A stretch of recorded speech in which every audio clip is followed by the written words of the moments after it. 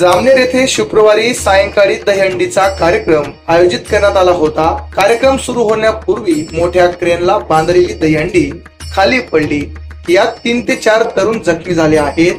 जखमींना तातडीने जामनेर येथीलच खासगी रुग्णालयात नेण्यात आले। नगरपालिका चौकात शुक्रवारी सायंकाळी 6:30 वाजता कार्यक्रमाला सुरुवात झाली होती। मुंबई येथून आलेल्या कलावंतांनी गणेश वंदना सादर केली। जामनेर येथे सुरू असलेला कार्यक्रम सुरू होण्याआधीच दहीहंडी खाली पडली।